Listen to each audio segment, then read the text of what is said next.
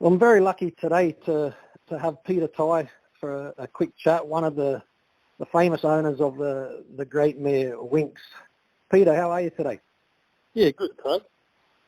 Great stuff, mate. Obviously, the great horse that we know as Winx, there's always a start for every horse. Can you tell me a little bit about how it all began in terms of the purchase? It was a Magic Millions purchase, I believe, for $230,000. Yeah, that's correct, mate. No, she was part of the draft in 2013, as picked by our bloodstock agent, Guy Mulcaster. He selects all of our horses and has done for probably 10 years now. Yeah. And she was probably in the right budget at the right time. We'd looked at buying quite a few horses at the sale, but they seemed to be going for a lot more than what we wanted to pay. And we had an agreed budget that we'd spend. And to get our hands on her, we had to actually pay a bit more. But it was January 2013 when we bought her, and it was a great day to reflect on. Yeah, no, very, very much so. And I believe from some of the stories and reports that I've heard that she wasn't top of the list that day. No, mate, no. We go to Magic Millions to buy a certain type of horse, and if you can get the right ones, an early running 2-year-old that we can bring back for the Magic Million race series. But she was a nice built young filly, but they said that she'd probably need a bit more time. So it wasn't. We couldn't get really what we were after to start with, and I wouldn't say she was second best or anything. We were happy with her, but we just knew that she'd mature a bit slower than some of the other ones. Yeah, and so but in her first prep, she did hit the ground running. I mean, you need a little bit of luck to get into the race course, as we all know. But she certainly had a good start to her career. She come out, she won her first 3 races. Oh yeah, no, she did us proud. We were over the moon like anybody would be. To win your first race is lovely, and then you string 3 together. We thought we had a world champion back then, but only between us, the excitement of winning a race, and we thought we could go from here to the moon and back, and all those sort of things. But it sort of the wheels fell off shortly after the first 3 wins. Yeah, very much so. Because as a 3-year-old, yeah, she obviously did experience some defeats. Ended up obviously with Chris Waller, who is a wonderful person first and foremost, but he's a fantastic trainer, isn't he? But what was his thoughts, and what was communicated at that stage when she did suffer those a few defeats, obviously on the back of a really positive start? Yeah, no, he was like us. He was probably disappointed for himself. We thought early that she would just keep on going. We didn't think that she'd win race after race, but he set us some lofty targets, like heading towards the ATC Oaks and things like that, and she just came up a bit short. So, it's hard to imagine back then that you'd end up where we did, but just winning some of those nice Group 1 races, or one of them, was really our target, and we didn't seem to be able to do that early in her 3-year-old year. And I've watched a lot of races recently, obviously, just to make sure that I've got a bit of idea. I used to remember race day and how eventually she stopped the nation. Everybody would make a time to make sure that they were watching her races and how impressive she was. But take it back a little bit, the Sunshine Coast Guineas. I mean, wasn't that a huge effort? Obviously, coming from last to win. Exactly. It was a day we had very little expectation, to be honest, probably the least amount of expectation, because she'd come back from a short spell, and she was going up there basically to have a run to get her in peak fitness for the Queensland Oaks, which was the race we were targeting. And there was only myself and my wife and one handler from the stable went up. It was a very quiet Sunday up at the Sunshine Coast, or Saturday, I think it was. And we weren't expecting much. We were just thinking, well, if she ran home and ran a nice 4th or 5th, or was lucky enough to get into the placings, we'd be over the moon. But it just was unbelievable what happened. And, I do remember that vividly, because we were gobsmacked that she just, passed 17 horses down the straight and was able to win, but win running away from a fairly good field. Yeah, and that's something that she tended to do quite a lot. It was not only win races, but winning ease down as if she could go around again, really. Yeah, I think that was testament to probably Chris Wallace training and later with the role with Hugh Bowman's handling of her. But I think at the end of the day, Craig, she was just a superior athlete. She really was, head and shoulders above the horses that were running at the time when she was. And, most of the races that she won and kept on winning, she beat some very, very good opposition. But it just went to show how far ahead she was of the rest of them, and just she was the real golden girl of her era. Yeah, no, very, very much so. I mean, we were lucky in Australian racing. Obviously, we got to see in recent times, we got to see some fantastic mares, obviously with Black Caviar and Winx, as you say. And she certainly, I mean, the way that she would win her races and sometimes found difficulties, but was still able to not only win races, but be going away on the line was ultra impressive. Exactly. Yeah, no, sorry. But, yeah, she was. She just defied bad luck, bad draws, bad weather, bad days, bad everything. Even probably the odd bad ride from Huey she probably can throw in there. But she defied everything and just kept coming up trumps, which was, in the world of reality, you wouldn't imagine that in a million years that could keep happening. No, for sure. And obviously, look, we all got to see her on race day, but I guess that what a lot of people like to hear is, they're all different kind of characters and maybe have got their own sort of like little quirks and all that sort of stuff. Was there anything in particular that Winx had? Well, I think she really knew how good she was. I mean, she really, her presence around the stable, she didn't do anything silly. She was always well-mannered, looked after herself more than anything, and she wasn't unfriendly, but she wasn't the most friendly horse. She loved the attention to a degree, but when she'd had enough, she just let you know that, she stood up the back of her box and she'd had enough of everybody. So, she had little traits like that, but she didn't. So I don't think she had a mean bone in her body, but she just liked her own company and she liked to get things her way. Yeah. She was never pushy or anything with the staff. I don't think she ever did anything untoward, and unless she'd had enough and she wanted to, do her thing. Yeah. And when she was starting to get on this run of wins, which was so impressive, how did it make you feel on race day? What was race day like for you? Oh, it was very nerve-wracking, mate. I mean, it was, we loved the racing and we loved going to the races, so there was no problem going. We'd seen it all before with Black Caviar, with Maccabi Diva. Like it was pretty surreal, after the first 6 or 8 wins, where we thought, well, you just couldn't.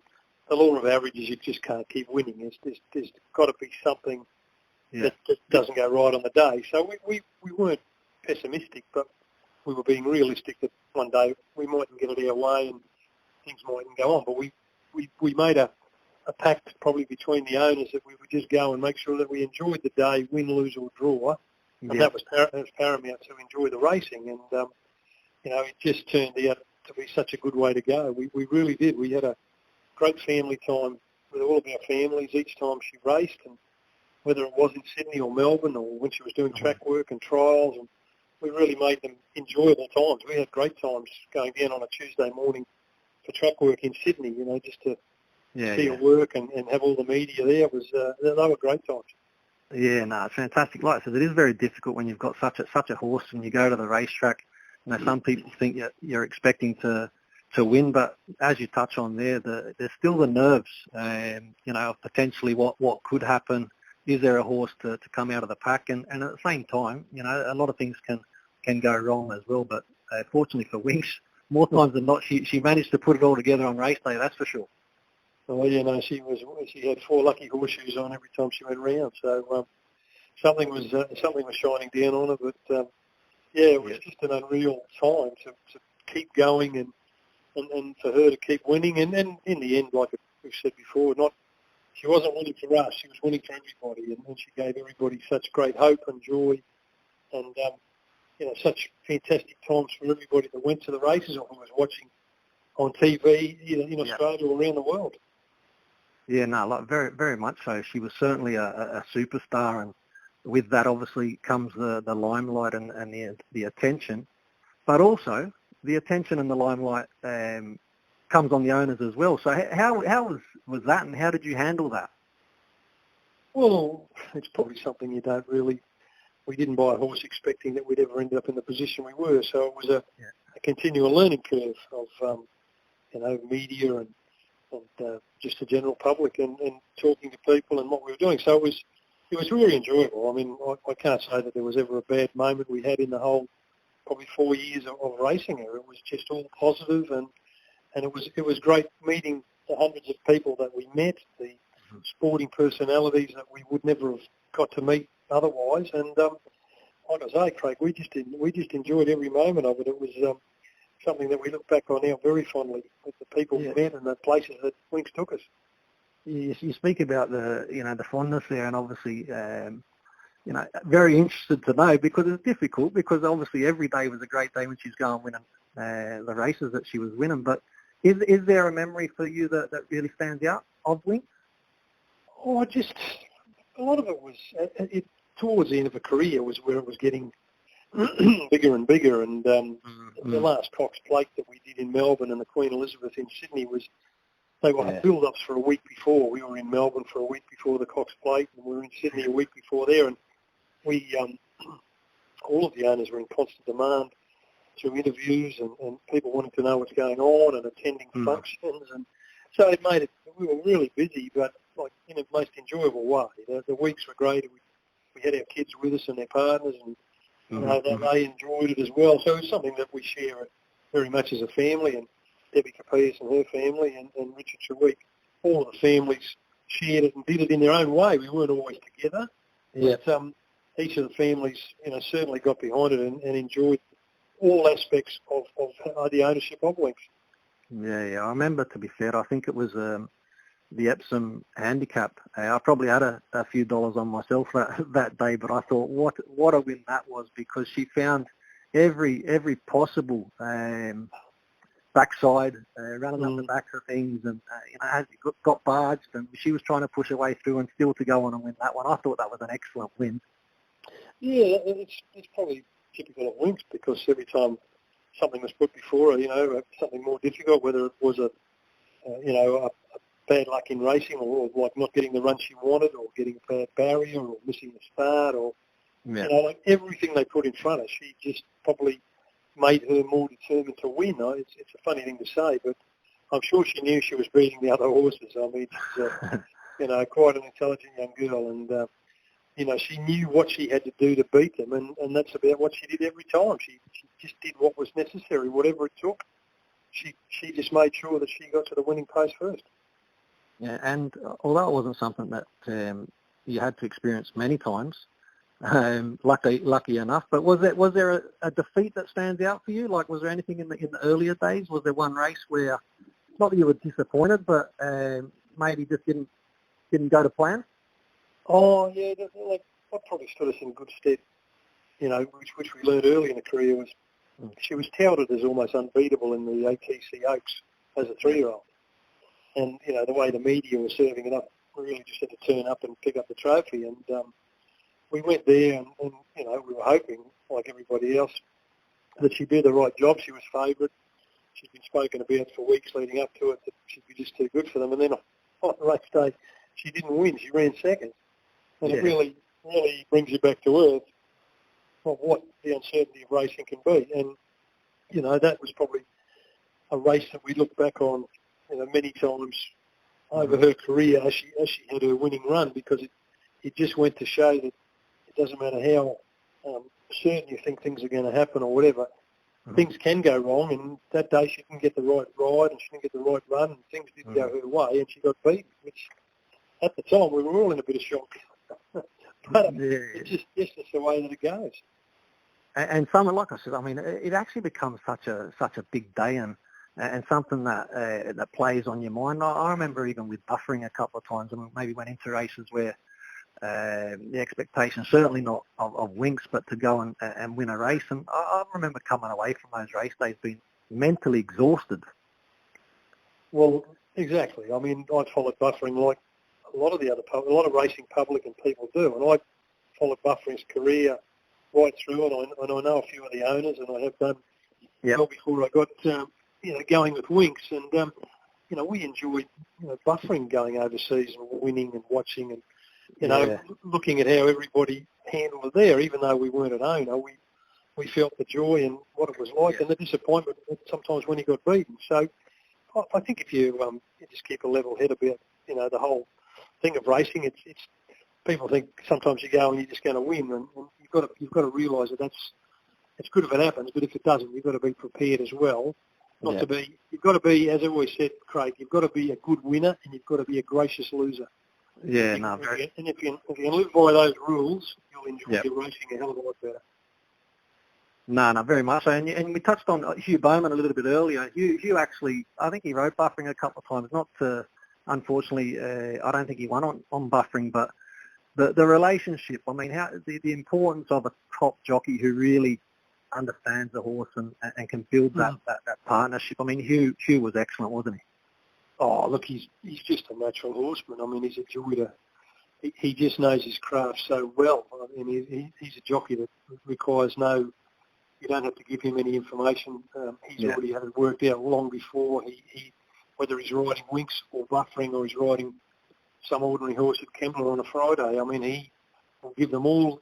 He will give the horse every opportunity to win, and then it's up to the ability of the horse. But he puts them in the right positions. Like sometimes bad luck doesn't go his way, but he is a true horseman, and that's what made it so befitting. I think that a man of his ability on a horse. A trainer of Chris Waller of his ability and putting it with Winx, the three of them just turned into an unbeatable team. Yeah, and it was quite an emotional team in the end as well. I mean, Chrissy's not very good at holding in his tears anyway at the best of times, is he? No, he's not. A couple of times even Hugh. Well, yeah, like it's touched everyone in different ways, and like the enormity of the build-up for some of these races. These were multi-million-dollar races. The build-up was huge. People, the same thing, the media were saying it's a foregone conclusion. Well, that's what I'm saying. It doesn't work that way. I mean, Chris Waller had to, live and train the horse 24 hours a day, and then he hands the reins over to Hugh Bowman, and he has to make it all work. So it's a lot of work that gets you to race day, and then for that minute or two that the horses are racing, you've got to have everything go your way. So, I can look back and honestly say that how we got the number of wins we got to is just uncomprehendable. And you have a lot of horses, so you're still obviously heavily involved in the game. I mean, which means you're still getting to racetracks, no doubt. How does it compare? How does it compare now to the excitement, obviously, from what you're experiencing with Winx? I mean, it must be night and day, surely. Oh, look. We're looking for the next Winx, so we've probably learned to become much more gracious losers because we're having a few more losses than we had wins. But when the horse wins a race, we look at it in potential or where we can go and what races it can go on to, or whether it's good for overseas. So we're always looking. I think everybody's in the same boat, Craig. Who's into horse racing? They're looking for the next. We used to look for the next Black Caviar, the next Buffering, the next Mackay Diva. That's what everybody was looking for, and then along came Winx, and now everybody's looking for the next Winx. So very much so. We can put our hand up and say we're in there as well. We know that we won't find her, but we'll bloody well have a great time looking for her. We'll enjoy the racing and enjoy going to the races, and enjoy the company of everybody that goes, and. That's the secret of racing. Everybody goes there who's in ownership, looking to have a horse win a race and just to see where it can take them. And this is a bit of a fun question. You get a different response from different people in regards to comparisons, but you got Winx, you got Mackay Diva, and you got Might and Power. Who wins out of that three over, let's say, 2,400 metres? Oh, look. All on a given day, it'll be a photo finish, but I mean, people would call me a mug if I didn't say Winx would have beaten them all because she just proved to be basically unbeatable on the racetrack, as she got on in her racing life. So I'm sure the others would have given her a good run for her money, but at the end of the day, I think she would have done what she had to do to make sure that she was at the winning post first. Yeah, no, fantastic. So in the end, the record, so Winx, she had 43 starts. She had 37 wins, although 33 were the consecutive straight wins. Yep. She won over $26 million in prize money. Wow, that's enormous. The honours list is enormous as well, isn't it? Obviously, from Horse of the Year to the World Horse of the Year, inducted to Australian Racing Hall of Fame. I mean, the journey must have been out of this world. I think I have seen interviews, Peter, and Dreamland, and sometimes the explanation and trying to put it into words must be very, very difficult. Oh, it is. It all seemed to have been happening so fast. I mean, at one stage we flew to America 1 week to accept the Vogue Populi Award over there for the world's most popular horse. Then we jumped on a plane and flew to London to accept the Longines World's Best Racehorse Award. We were going from place to place in a week to accept these awards, and then coming back to Australia and preparing it then to go on to these Cox Plate wins, Queen Elizabeth wins. It was just going from place to place.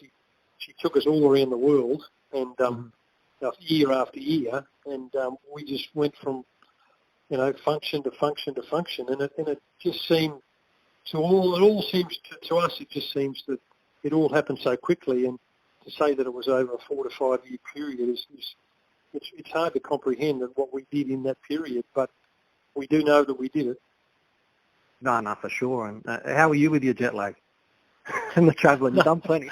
No, mate, no. I've never had a problem with jet lag. I've loved, getting on those planes, on those long haul flights, and knowing where we were going and what we were going for. Kept us all, on the edge of our seats and looking forward. I mean, getting over to America to meet the people we met over there, and the fans that Winx had over there was phenomenal.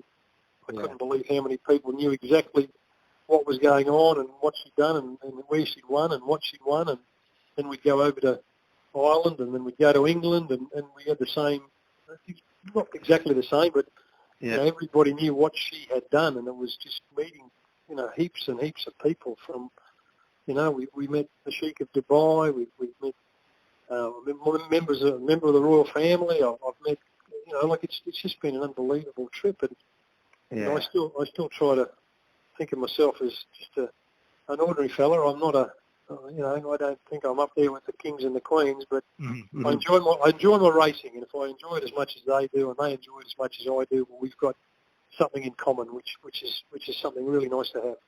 No, very much so, and the Australians, we obviously love our horse racing as well, and more importantly, the Aussies love a winner, don't they? So I think that's why, when she was on a run and kind of racing or Australia would come to a standstill. It was like everybody wanted to be a part of the journey. Everybody wanted to be able to talk about how great she was and how well she won.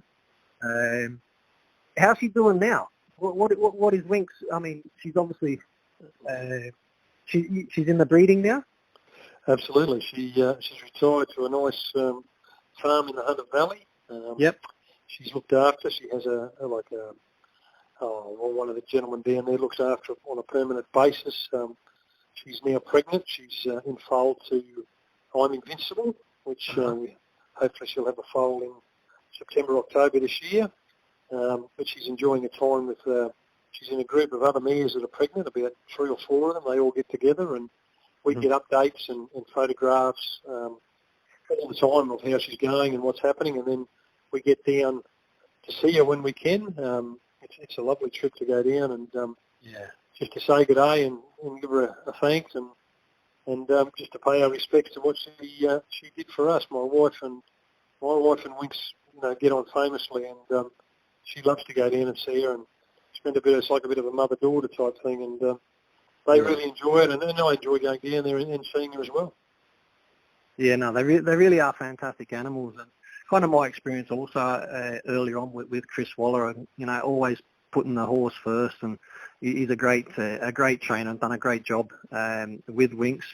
But listen, I just really appreciate obviously your time. I mean, Winx obviously will go down in history as one of the greatest horses of all time in Australia. I'm sure we'll be talking, and more importantly, you'll be talking to many other people, I'm sure, for many years to come about the great horse and your involvement and your stories. I'm just happy that we could get a couple off you today, Peter. So I really appreciate your time. Oh, no worries, Craig. It's a story that I'll never get sick of talking about, that's for sure. And she brought a lot of joy to a lot of people, here and around the world, and we're glad for that. And happy to talk to anyone about it at any time.